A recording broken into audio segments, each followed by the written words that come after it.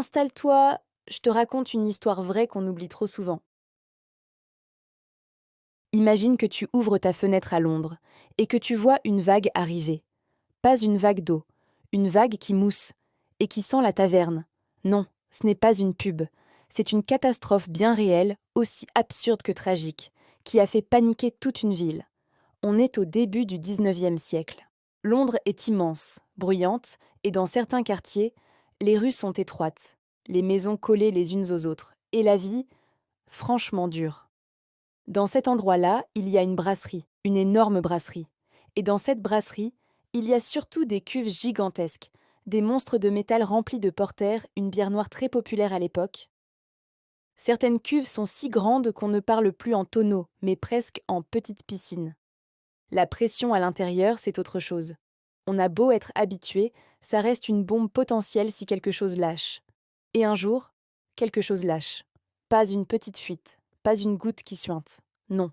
Un élément de la cuve cède. Une pièce métallique, un anneau de renfort, un truc qui tient la structure. Sur le moment, ça peut sembler gérable. Sauf que quand une cuve de ce genre commence à perdre son intégrité, c'est comme une fissure dans un barrage. La cuve explose. Et là, ce n'est pas seulement cette cuve qui se vide. La déflagration, la pression, la panique mécanique, ça provoque un effet domino. D'autres cuves sont endommagées. Elles cèdent à leur tour. Et en quelques secondes, c'est une quantité hallucinante de bière qui se libère d'un coup. Imagine la scène, des murs qui tremblent, un bruit sourd, puis un rugissement liquide.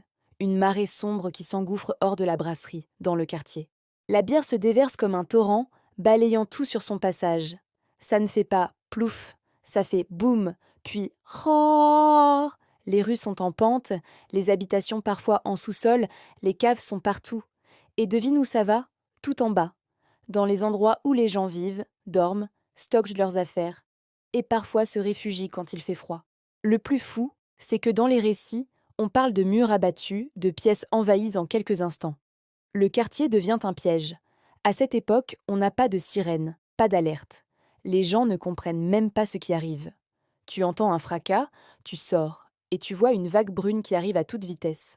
Et ce qui rend l'histoire difficile à avaler, c'est que certains, au milieu du chaos, ont eu une réaction, humaine, mais terrible. Ils essaient de récupérer la bière, comme si c'était gratuit, comme si c'était une opportunité, alors que c'est un danger. Parce que oui, ça peut tuer. Pas parce que la bière c'est du poison, mais parce qu'une masse liquide en mouvement, ça écrase, ça emporte, ça noie.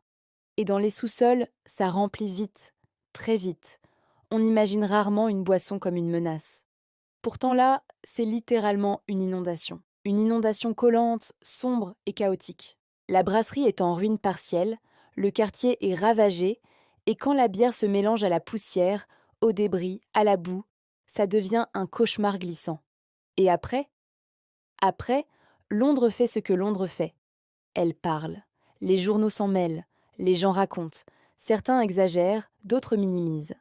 Mais l'événement marque les esprits, parce qu'il est presque trop bête pour être vrai. Et c'est ça la chute, la vraie. Le danger ne vient pas toujours d'un monstre, d'une guerre, d'un incendie. Parfois, une catastrophe naît d'un truc banal, quotidien, rassurant, une boisson, un lieu de travail, un objet qu'on pense maîtriser. Et ce jour-là, Londres a appris qu'une cuve peut être plus effrayante qu'un canon.